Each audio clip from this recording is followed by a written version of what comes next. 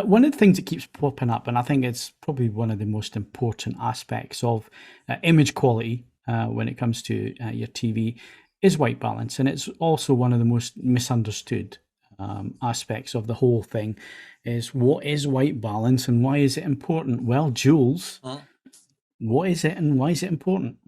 It is the ring to rule them all when it comes to your picture. It has vast implications for what you're seeing. As you say, it's a balance. It's a white balance, and it's a balance of red, green, and blue. When you combine red, green, and blue together, you will get white to some degree. And what kind of white you get depends upon the balance of the red, green, and the blue. So stress the blue, you'll get a bluey white, and so on and so forth. So you can have lots of different tints of white, as you'll know if you go down to B&Q and try and find a pot of paint. Wife says, "Go and get me some white paint," and there you are. There's there's a whole stack of paint that's all saying it's white, but it's white with an apple tint or whatever. And you can do the same thing with your TV as well. If you change that combination of red, green, and blue, you can do that. And TV manufacturers typically, in their vivid or dynamic modes, will tint their white balance towards blue, because we as humans perceive bluey whites as being brighter. And of course, when you walk into a showroom, they want to catch your eye to be the brightest TV in the room. That's the one you're going to go and look at.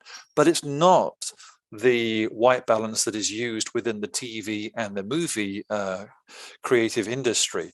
In fact, we use a specific white point, which we call D65, and that has very specific coordinates, XY coordinates. X equals 0.313, Y equals 0.329. Roughly, but it is 6,500 kelvins, but that's more of a sort of an area than a specific coordinate.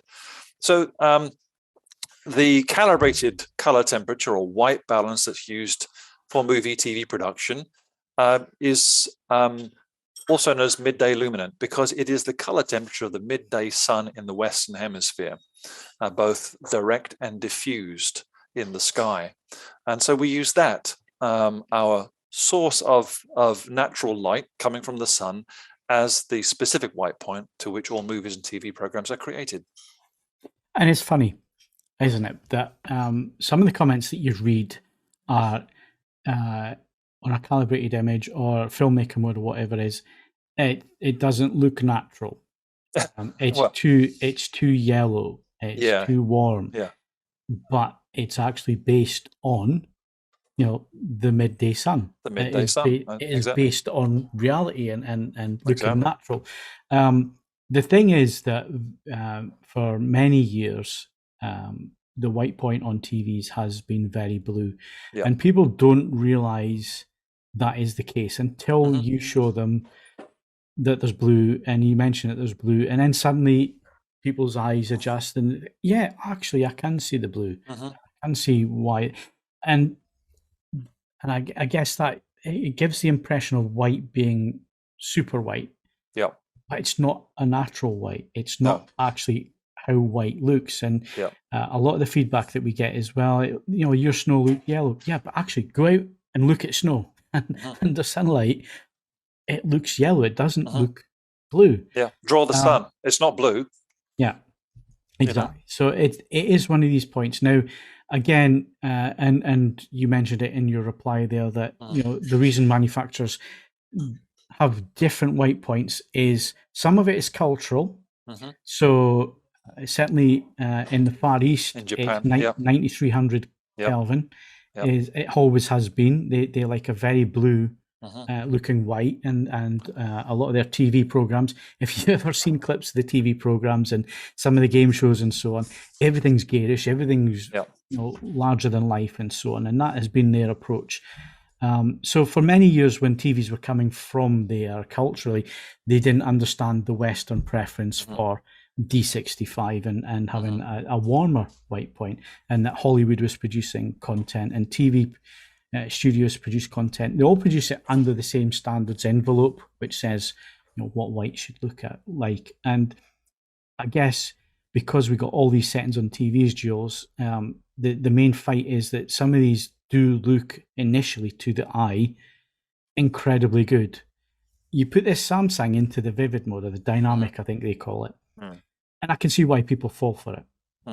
I really can, because it's bright, it's in your face, and things look incredibly sharp and all the rest of it. And it's not until you actually start watching something over a length of time that you actually realize, well, actually, in the highlights there's no detail. In somebody's face, you've got no lines up here.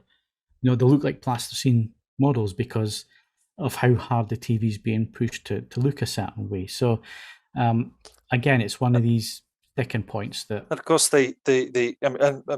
people can test this out by simply taking their color control on their TV down to 0, and you're left with the luma part of the signal, which is the black and white element to the picture. And if you just cycle through your TV's color temperature controls, going from warm 2, warm 1, and so on and forth, normal, whatever your TV is, you will see the color temperature of that black and white image shifting. Now then put the color control back on to 50 or whatever it is, back to where it was again, and do the same thing, and you'll see your colors are changing as well. So because it's the canvas that underlies your color, when you change the tint of the canvas underneath, that white balance, you're also fiddling with your colors. So skin tones, when you add blue to them, shift in the direction of pink. So you can't, there's no point fiddling around with color management controls or color controls until you've fixed your white point. And often you find in a well-designed television, if you've sorted your white point, then your colors automatically ping into the right place and are very accurate. All right, I'm going to put you on the spot, Jules. Two TVs behind me here. We've got the Samsung S95B, which is a QD OLED, and we've got the LG C2. Both of them 65-inch. Both of them are set to the filmmaker mode. Now, for anybody interested, filmmaker mode, there are specifications as to what that mode has to be, and it's basically the industry standards. So it has to track D65 white point for SDR and HDR. It has to track the ST2084 for HDR. It has to track BT1886 for SDR. And then the various color gamuts associated with those standards as well. So BT 2020, DCI-P3 within 2020, and of course Rec 709 for HD. Now, these TVs are both set. They should look identical, especially with white. But even on this camera here, which is very low quality camera built into my laptop, you can see that white looks different. They both have different tints.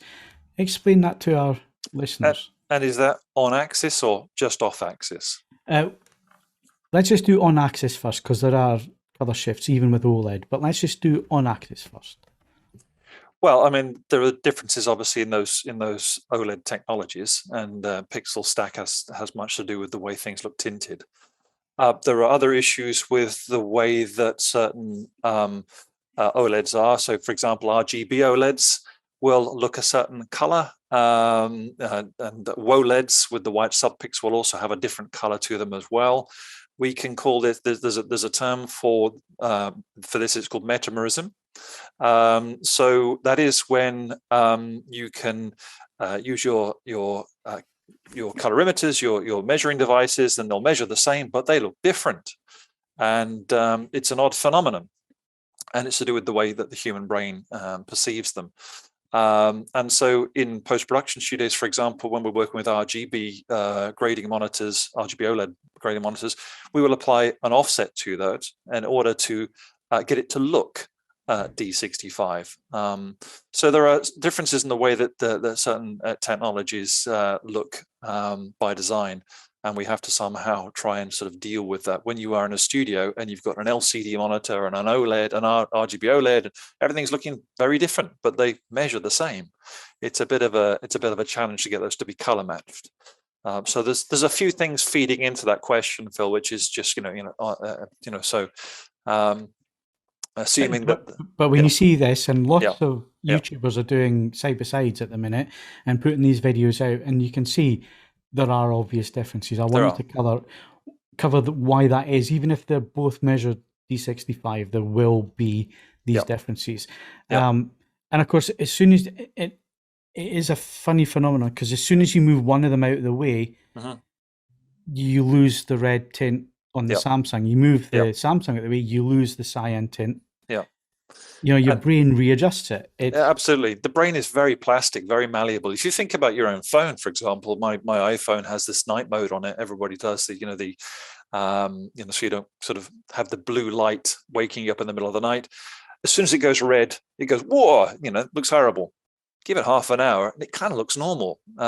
So your brain is constantly adjusting to what's in front of you.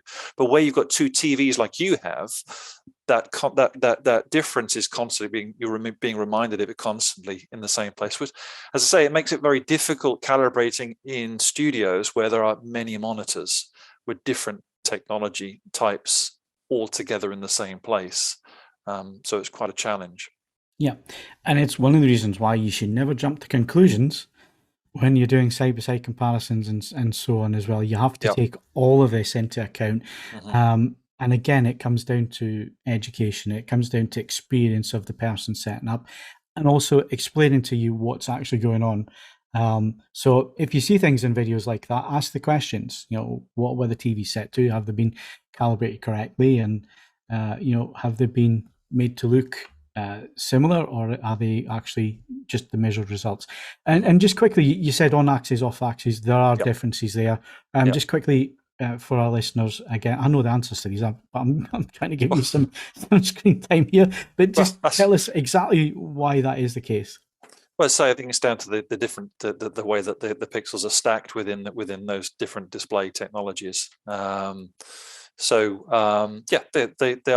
different. And you get that old cyan tint with the old the WOLEDs, the LG panels, and you get that pinky tint, don't you, with the sort of the newer ones as well. So it's just a phenomenon of the way that those pixels are they're stacked within the device. Yeah. So I thought it was very important to sort of go down this channel talking about why people are seeing these differences, why it's important. And white balance is the most important of them all. The grayscale. Exactly. That is what you build your image on. And if it's off, everything else is off. Well, and as I said, with a well-designed TV, if you get your white balance correct, the colors will be correct. And grading monitors don't have color management systems in them. Yeah. And for years, obviously, Sony didn't put theirs in their televisions either. And the math, they were very good. Yeah. Another thing I just want to quickly point out as well, and it's something that I bang on about all the time, but James Campbell's just brought it up in the comments as well, is that, remember, if you're watching a YouTube video, YouTube are putting compression on it. The person making the video has obviously put compression on it. And camera sensors pick up things differently as well. Yeah. So again, we're using a really cheap, it's a 1080 camera, but it's cheap. It's on an Apple laptop. And you're looking at these TVs behind me. They look nothing like that in person. Absolutely. So, again, I have that problem when I'm trying to sort of put to my Facebook page, this is what I calibrated today on my iPhone 13 Pro Max, whatever it is. It takes a photograph. It doesn't look anything like that.